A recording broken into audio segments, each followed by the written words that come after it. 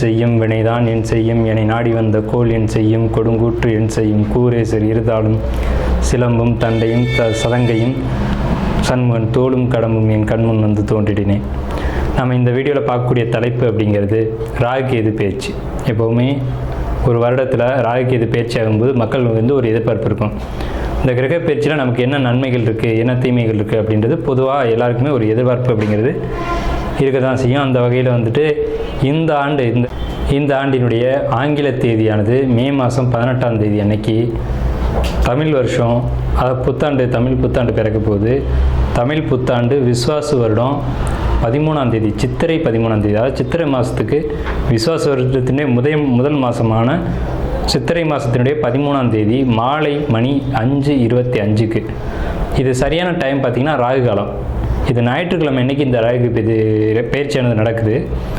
இந்த ஞாயிற்றுக்கிழமை 4 to 6 எப்போவுமே ராகு காலம் அப்படின்ற காலம் பஞ்சாங்கத்தில் குறிக்கப்பட்டிருக்கு. இந்த ராகு காலத்தில் தான் இந்த ராகு பகவான் பயிற்சி ஆகிறார்.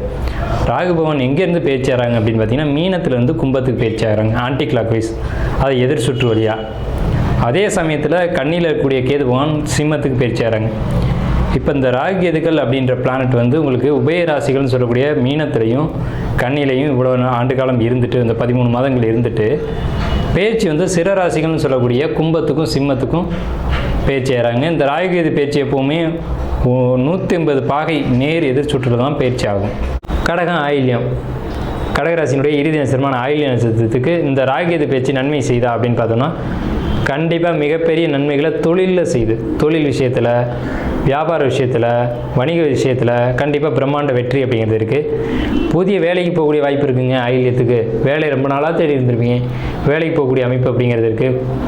குழந்தைகள், அதாவது குழந்தை வேணும் அப்படின்னு எதிர்பார்க்கக்கூடியவங்களுக்கு குழந்தை யோகம் கண்டிப்பாக உறுதியாக நிச்சயமாக இருக்குது. இந்த காலகட்டத்தில் அதுக்கான ஒரு சாதகமான அமைப்பு உங்களுக்கு கண்டிப்பாக கிடைக்கும். பயணங்களில் மட்டும் கவனமாக இருக்கணும். அதாவது வாகனத்தில் போகும்போது ஹெல்மெட் போட்டு போகணும். மற்றபடி குறைகள் அப்படின்னு சொல்கிறதுக்கு ஆயில்யத்துக்கு எந்த ஒரு இடத்துலையும் இடம் இல்லை. திருமண பந்தத்தில் ஒரு அன்பு, பாசம், பரிவு அப்படிங்கிறதுலாம் அதிகமாகவே ஏற்படும். கணவன் மனைவிக்குள்ளே ஒரு ஒற்றுமை அப்படிங்கிறது கண்டிப்பாக நிலவும் இந்த காலகட்டத்தில். புனர்வு கடகம், ஆயில்யத்திற்கு. இந்த வீடியோவில் நம்ம பார்க்கக்கூடிய விஷயம் அப்படிங்கிறது கடகராசிக்கு உண்டான ராகு கேது பயிற்சி பலன்கள். கடகம் அப்படின்னாலே அது இயற்கையினுடைய ஒரு தாய் வீடு அப்படின்னு பேர். அதாவது 4ஆம் இடம் அப்படிங்கிற காலபுருஷனுக்கு 4ஆம் வீடு அப்படிங்கிற கடகராசி அப்படிங்கிறது தாய்மையை சுட்டி காட்டக்கூடிய ஒரு ராசி அப்படிங்கிற ஒரு கணக்கு. இந்த ராசிக்கு ராகுகேது பயிற்சியானது மே மாதம் 18ஆம் தேதி அன்னைக்கு மாலை 5:25க்கு, அது சரியான தமிழில் சொல்லணும் அப்படின்னா விஸ்வாசு வருடம் சித்திரை மாதம் 13ஆம் தேதி அன்னைக்கு ஈவினிங், அதாவது மாலை டைமில் வரக்கூடிய 5:25க்கு ராகு காலத்தில் ராகு இந்த கடகத்துக்கு 9ஆம் இடத்துலேருந்து 8ஆம் இடத்துக்கும், கேது கடகத்துக்கு 3ஆம் இடத்துலேருந்து 2ஆம் இடத்துக்கும் பயிற்சி ஆகிறாங்க. இந்த பயிற்சி நன்மை செய்யுமா தீமை செய்யுமா அப்படின்ற ஒரு கேள்வி உங்களுக்குள்ள கண்டிப்பாக இருக்கணும். ஏன்னா கடந்த காலகட்டங்களில் நீங்கள் அனுபவித்த கஷ்டங்கள் கொஞ்சம் நெஞ்சம் அல்ல. இந்த கோச்சார சனியினால் 8ஆம் இடத்து சனி, பாரப்பா பானுமைந்தன் பால்மதிக்கு 8 நிற்க சிறப்பா சிரித்திட்டேன் ஜென்மனுக்கு அநேக துன்பம் செத்திறந்து போவதற்கோள் எண்ணம் கொள்வான்னு சொல்கிறாங்க பாடலில். இறந்து போயிடலாமான்ற எண்ணத்தில் நீங்கள் இருந்திருப்பீங்க. மைந்தன் பால்மதிக்கு 8 நிற்க செத்திறந்து போவதற்கோர் எண்ணம் கொள்வான்னு சொல்கிறாங்க. ஸோ அப்படிப்பட்ட கஷ்டங்கள்லேருந்து மீண்டு வந்திருக்கீங்க. இனி வளர்ச்சியா வீழ்ச்சியா, வெற்றியா தோல்வியா, இதுதான் உங்களுடைய கேள்வி. கண்டிப்பாக என்னுடைய கருத்து அப்படிங்கிறது வெற்றி மட்டுமே அப்படிங்கிறது தான். எதுக்காக கஷ்டப்பட்டோன்றது முக்கியம். நம்ம கடந்த காலத்தில் கஷ்டங்களை அனுபவிச்சிருக்கோம். எதுக்காக கஷ்டப்பட்டிருப்போம்? ஒன்று நம்மளுடைய சொந்த வீடு அல்லது நம்மளுடைய சொந்த பொருள், இதில் ஏதேனும் ஒரு பொருளுக்காக, நம்மளுடைய உரிமை உள்ள ஒரு பொருளுக்காக கஷ்டப்பட்டிருப்போம். நம்மளுடைய பொருளை அடுத்தவங்க பொருள்னு சொல்லி உரிமை கொண்டாடிப்பாங்க, அதனால கஷ்டங்கள் ஏற்பட்டிருக்கும். இப்போ அது எப்போவுமே சனி பகவான் அதனால தாங்க சொல்கிறது நீதிமான். அவர் 8ஆம் இடத்துல இருக்க வரைக்கும் அங்கே உண்மைத்தன்மை என்னன்றதை உணர வச்சுட்டு 9ஆம் இடத்துக்கு போகும்போது உயர்ந்த பதவிகளை கொடுத்து, உயர்ந்த பதவிகளை மட்டும் கொடுக்கறது இல்லாமல் உங்களுடைய உடைமை பொருட்களை உங்கள் கையில் கொடுத்துட்டு போவாருங்க. சனி பகவான் யாருமே நெகட்டிவாக நினைக்காதீங்க. அவர் இயற்கையின் தலைவன், அவர் நீதியின் தலைவன் அப்படின்னு தான் சொல்லணும். நான் அப்படி தான் சொல்லுவேன். அப்போ இந்த கடக ராசிக்கு 9ஆம் இடத்துக்கு பயிற்சியாக இருக்கக்கூடிய சனி பகவான் இந்த ராகுகேது பயிற்சி காலகட்டத்தில் உங்களுக்கு நன்மை செய்வார் அப்படின்னா முழுக்க நன்மைகள் மட்டுமே செய்ய கடமைப்பட்டவர், எல்லளவு கூட தீமைகள் கிடையாது அப்படிங்கிறது என்னுடைய ஆணித்தரமான கருத்து. அதுக்காக எல்லாமே நன்மை நடந்துடும் அப்படின்னு நம்ம சொல்ல முடியாது. சின்ன சின்ன கஷ்டங்கள் எல்லாருக்கும் இயல்பாக வரக்கூடிய விஷயங்கள் வரும். அது எந்தெந்த இடத்துலன்றதை நம்ம பார்ப்போம் அடுத்தடுத்து. உங்கள் ராசிக்கு 12ஆம் இடத்து குரு 9 கூடவே 12ல். அப்போ தந்தை வழியில் ஏதேனும் இடர்பாடுகள், தந்தை வழி சொத்து கிடைக்கிறதுல ஏதாவது தடைகள் தாமதங்கள் அப்படிங்கிறது மட்டும் இருக்கும். டாக்குமெண்ட் பிரச்சனையை சந்திக்கக்கூடிய காலகட்டம் இது. டாக்குமெண்ட்னால தான் கடந்த காலகட்டத்தில் சங்கடங்கள், ஆனால் அது முடிவுக்கு வர வேண்டிய காலகட்டம் 9 சனி வரும்போது வரும். 8ஆம் இடத்து ராகு கவனம் தேவை. ஏன்னு கேட்டிங்கன்னா ராகு அப்படிங்கிறது மறைமுக கிரகம், தேவையற்ற கிரகம் அப்படின்னு பேர். தேவையில்லாத விஷயங்கள், தேவையற்ற விஷயங்களில் கவனம் செலுத்தக்கூடிய கிரகம் ராகு. போக கிரகம் அப்படின்னு பேர். போகங்களின் மீது தேவையில்லாத நாட்டங்கள் கொடுப்பார். இப்போ மொபைல் அடிக்ஷன் கூட ஒரு போகம் தான். ஒரு மொபைல் நோண்டுறோம், ஃபேஸ்புக் பார்க்குறோம், ஒரு 5 நிமிஷம் பார்த்தோம் அப்படின்னா நம்மளை மறந்து போயிடுறோம்ல உள்ள.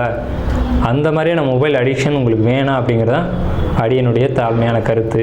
ஸோ அந்த மாதிரி தான் கொடுத்துருவார் அப்படிங்கிறத நான் சொல்கிறேன். அதே இதை எப்படி பாசிட்டிவாக மாற்றலாம் அப்படின்ற ஒரு கான்செப்ட் இருக்குது. உங்களுக்கு 2ஆம் இடத்துக்கு ஏதுங்க, 2ஆம் இடம்ன்றது வாக்குஸ்தானம் அப்படின்னு பேர், பொருளாதார விஷயம் பேர். அப்போ பொருளாதாரத்தில் சின்ன சின்ன தடைகள், தாமதங்கள், இடையூறுகள் இதெல்லாம் கொடுப்பாங்க.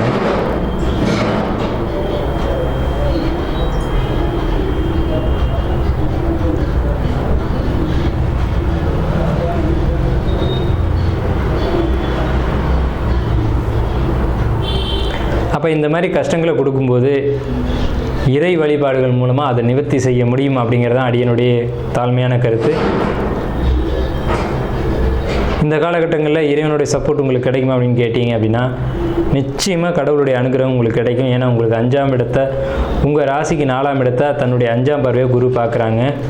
உங்களுடைய 6ஆம் இடத்தையும் உங்களுடைய 8ஆம் இடத்தையும் ஒரு சேர குரு பார்ப்பது அப்படிங்கிறது 2ஆம் இடம், 4ஆம் இடம், 6ஆம் இடம், 8ஆம் இடம், 2, 4, 8ஆம் இடங்களை பார்க்குறது அப்படிங்கிறது இந்த காலகட்டத்தில் உங்களுக்கு இறைவனுடைய ஒரு துணை அப்படிங்கிறது கண்டிப்பாக கிடைக்கும். இந்த காலகட்டங்களில் நீங்கள் என்ன செய்யணும் அப்படின்னா கண்டிப்பாக ஆலய வழிபாடுகள் அதிகமாக எடுத்துக்கணும். குறிப்பாக கணபதி, மனித முகமல்லாத தெய்வங்களுடைய வழிபாடு அப்படிங்கிறது உங்களுக்கு பெரிய சப்போர்ட்டை ஏற்படுத்தும்.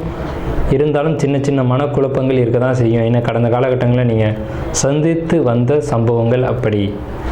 ஸோ காதல் விஷயங்கள் கசப்பை ஏற்படுத்தியிருக்கும். திருமணம் அப்படின்றது உங்களுக்கு ஒரு இனிமையான ஒரு அமைப்பை இப்போ கொடுக்கும். கணவன் மனைவிக்குள்ள ஒரு அன்பு, பாசம், பரிவு அப்படிங்கிறதுலாம் நிறையவே ஏற்படும். விட்டு கொடுத்து போகக்கூடிய ஒரு அமைப்பு அப்படிங்கிறது ஏற்படும். விட்டு கொடுத்து போகிறது அப்படின்றது சரியான ஒரு விஷயந்தான். ஒரு குடும்பத்தில் ஆண் உயர்ந்தா பெண் உயர்ந்தா அப்படின்றதுலாம் கிடையாது. 2 பேருமே ஒரே ஸ்தானத்தில் இருக்கக்கூடியவங்க தான். அந்த நிலையை நீங்கள் புரிஞ்சுக்கணும். ஸோ அந்த புரிதல் இந்த நேரங்களில் தான் உங்களுக்கு கிடைக்கும்.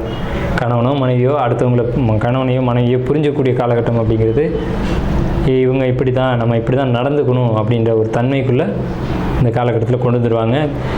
திருமண உறவு அப்படின்ற ஒரு அமைப்பு ரொம்ப சூப்பராக இருக்கும் அப்படின்றத நம்ம சொல்லிடுறோம். 8ஆம் இடத்து ராகு பொறுத்த வரைக்கும் தேவையற்ற விஷயங்கள், தேவையற்ற பேச்சுவார்த்தைகள் இதிலெல்லாம் கவனமாக இருக்கணும் அப்படிங்கிறத சொல்லிட்டோம். அதே மாதிரி யார்கிட்டையும் எந்த ஒரு கருத்து பரிமாற்றமும் வேணாம். உங்களுக்கு குழந்தைகள் வழியில் நல்ல ஒரு அனுகூலம் அப்படிங்கிறது நிச்சயமாக கிடைக்கும். கடகராசிக்காரங்க யாராக இருந்தாலும் குழந்தைகளால் பெருமை, பேர், புகழ் அப்படிங்கிறது கிடைக்கும். குழந்தைகளுக்கு படிப்பு தடைகள் ஏற்படலாம் அப்படின்ற ஒரு அமைப்பு இருக்குது. குழந்தைங்க படிப்பை பொறுத்த வரைக்கும் நீங்கள் தான் கொஞ்சம் கவனம் செலுத்த வேண்டிய ஒரு காலகட்டம்.